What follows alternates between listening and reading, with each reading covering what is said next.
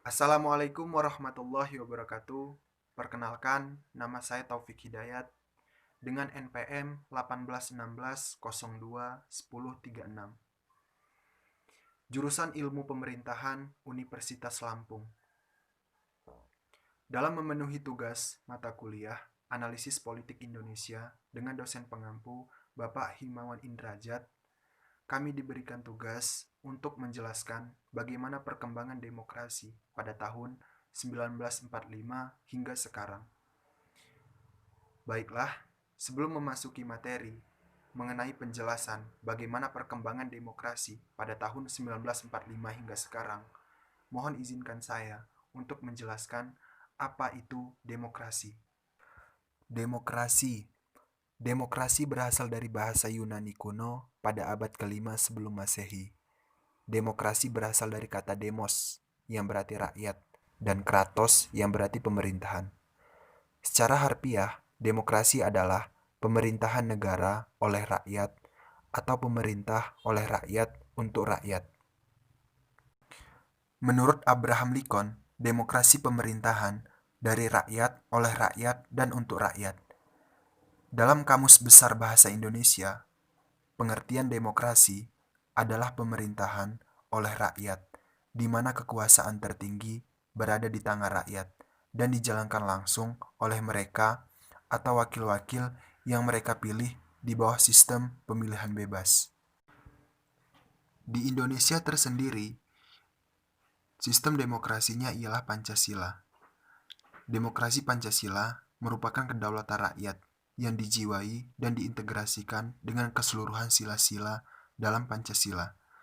Ciri khas demokrasi Pancasila adalah musyawarah dan mufakat. Adapun tujuan demokrasi Pancasila sesuai dengan tujuan negara Indonesia yang terdapat dalam pembukaan Undang-Undang 1945, alinea keempat, yaitu membentuk pemerintahan yang melindungi segenap bangsa dan seluruh tumpah darah Indonesia, memajukan kesejahteraan umum, mencerdaskan kehidupan bangsa, dan melaksanakan ketertiban dunia yang berlandaskan kemerdekaan, perdamaian abadi, dan keadilan sosial. Selain itu, demokrasi Pancasila memiliki ciri-ciri sebagai berikut. Yang pertama, mengutamakan musyawarah dan mufakat. Yang kedua, mengutamakan negara dan masyarakat. Yang ketiga, tidak memaksakan kehendak. Yang keempat, diliputi semangat kekeluargaan. Dan yang kelima, adanya rasa tanggung jawab dalam melaksanakan keputusan musyawarah. Selanjutnya, macam-macam demokrasi. Berdasarkan pelaksanaannya, yang pertama, demokrasi langsung. Demokrasi langsung merupakan demokrasi yang secara langsung menerima serta menggunakan kehendak rakyat agar dapat menentukan kebijakan pemerintah. Biasanya, demokrasi langsung digunakan di Yunani kuno dengan jumlah penduduknya yang hanya sedikit. Yang kedua, demokrasi tidak langsung. Demokrasi tidak langsung disebut juga dengan demokrasi perwakilan, yang artinya dalam pemecahan masalah, rakyat mempercayakan wakil-wakilnya untuk duduk dalam badan perwakilan rakyat. Selanjutnya, demokrasi berdasarkan prinsip ideologi. Yang pertama, demokrasi konstitusional. Merupakan demokrasi yang didasarkan pada kebebasan individualisme. Dapat juga diartikan sebagai demokrasi yang mencita-citakan tercapainya pemerintahan yang tunduk kepada hukum. Ciri khasnya adalah kekuasaan pemerintahannya terbatas dan banyak campur tangan serta tindakan sewenang-wenang dari warga negaranya. Adapun ciri demokrasi ini adalah kekuasaan dibatasi oleh konstitusi dan pemerintahan tunduk kepada hukum. Yang kedua, demokrasi rakyat. Sering disebut juga demokrasi proletar. Demokrasi ini mencita-citakan suatu kehidupan yang tidak mengenal kelas sosial. Manusia bebas dari keterikatan kepada kepemilikan pribadi tanpa ada penindasan atau paksaan. Yang ketiga, demokrasi Pancasila. Demokrasi Pancasila merupakan suatu paham demokrasi bersumber kepada kepribadian dan filsafat hidup bangsa Indonesia, kekeluargaan, dan gotong royong di antara warga masyarakat merupakan ciri khas demokrasi Pancasila. Selanjutnya, demokrasi berdasarkan hubungan antar alat kenegaraan. Yang pertama, demokrasi sistem parlementer. Merupakan sistem demokrasi yang berlaku diterapkan dalam negara yang pemerintahannya menganut sistem parlementer. Pemerintahan sistem parlementer meletakkan tanggung jawabnya pada kabinet para menteri. Yang kedua, demokrasi sistem presidensial. Merupakan demokrasi yang berlaku diterapkan dalam negara yang pemerintahannya menganut sistem presidensial. Pemerintahan sistem presidensial meletakkan tanggung jawabnya pada pemerintahan negara kepada presiden. Selanjutnya, demokrasi berdasarkan titik perhatiannya. Yang pertama, demokrasi formal. Demokrasi formal merupakan demokrasi yang menjunjung tinggi persamaan dalam bidang politik tanpa disertai upaya untuk mengurangi kesenjangan dalam bidang ekonomi. Biasanya terdapat di negara-negara beraliran liberal.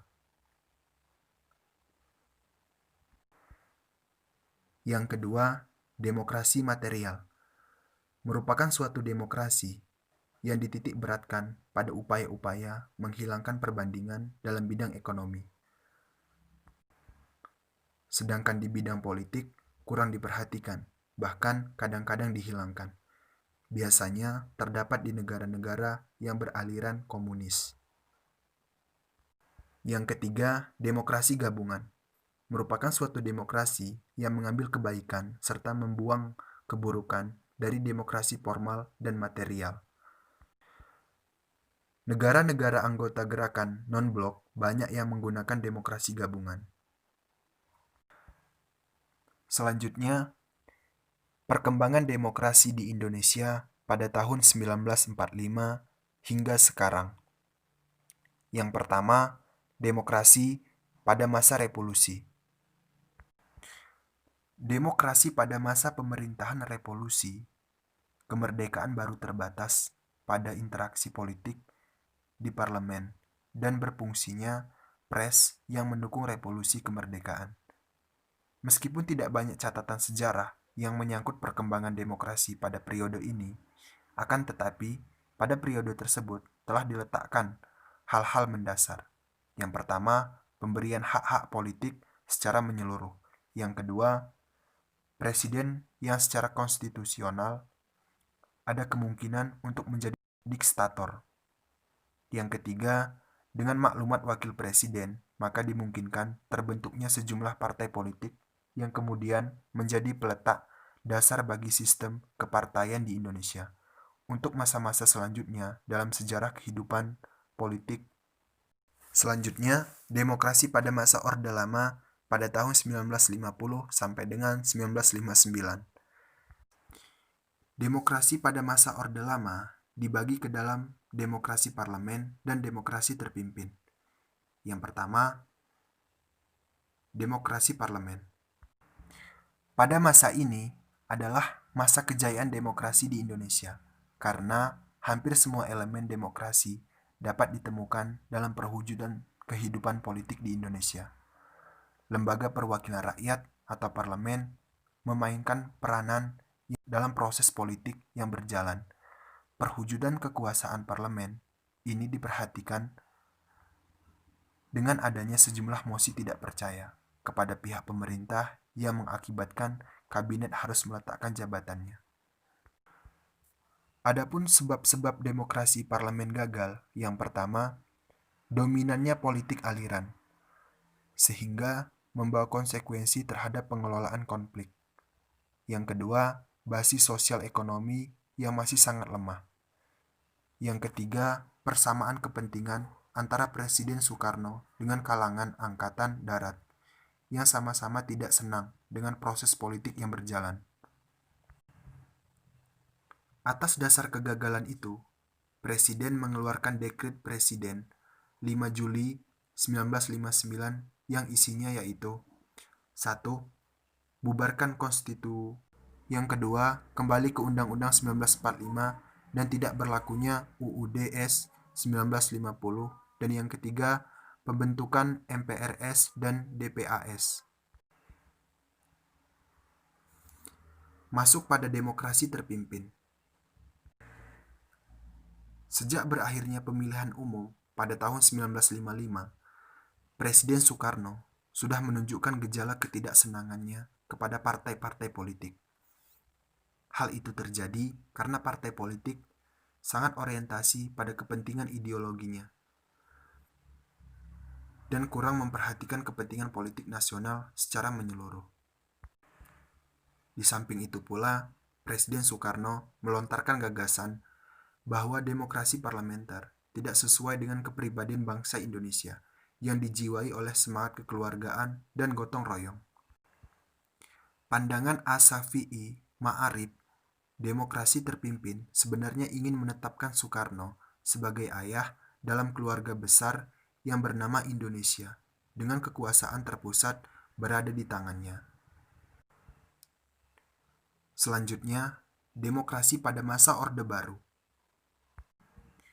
Pada masa Orde Baru, tahun-tahun awal pemerintahan Orde Baru ditandai oleh adanya kebebasan politik yang besar. Presiden Soeharto yang menggantikan Insinyur Soekarno sebagai presiden kedua dan menerapkan model demokrasi yang berbeda lagi, yaitu dinamakan demokrasi Pancasila. Untuk menegaskan klaim bahwasanya model demokrasi inilah yang sesungguhnya sesuai dengan ideologi negara Pancasila. Negara Orde Baru mewujudkan dirinya sebagai kekuatan yang kuat dan relatif otonom, dan sementara masyarakat semakin teralinasi dari lingkungan kekuasaan dan proses formulasi kebijakan. Keadaan inilah dampak dari yang pertama, kemenangan mutlak dari kemenangan Golkar dalam pemilu yang memberi legitimasi politik yang kuat kepada negara. Yang kedua, dijalankannya regulasi-regulasi politik semacam birokratisasi. Selain itu, pemberontakan G30 SPKI merupakan titik kulminasi dari pertarungan atau tarik tambang politik antara Soekarno, Angkatan Darat, dan Partai Komunis Indonesia. Ciri-ciri demokrasi pada periode Orde Lama antara lain presiden sangat mendominasi pemerintahan, terbatasnya peran partai politik, berkembangnya pengaruh komunis, dan meluasnya peranan ABRI sebagai unsur sosial politik. Menurut M. Rusli Karim, rezim Orde Baru ditandai oleh dominannya peranan ABRI, birokratisasi dan sentralisasi pengambilan keputusan politik, pembatasan peran dan fungsi partai politik, campur tangan pemerintah dalam persoalan partai politik dan publik, masa mengambang dan monolitisasi ideologi negara, dan inkorporasi lembaga non-pemerintah. Selanjutnya, demokrasi pada masa reformasi. Kebijakan reformasi ini berpucuk dengan diamandemenkannya Undang-Undang 1945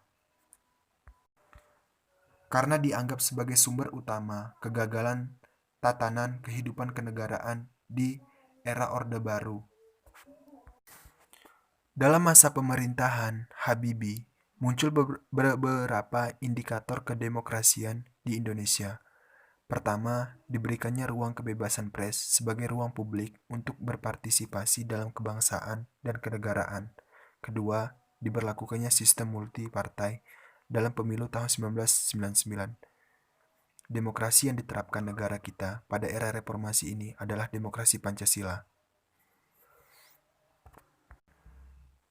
Yang ketiga, pola rekrutmen politik untuk pengisian jabatan politik dilakukan secara terbuka. Dan yang keempat, sebagian besar hak dasar bisa terjamin seperti adanya kebebasan menyatakan pendapat. Baiklah, itulah sedikit penjelasan mengenai perkembangan demokrasi di Indonesia pada tahun 1945 hingga sekarang.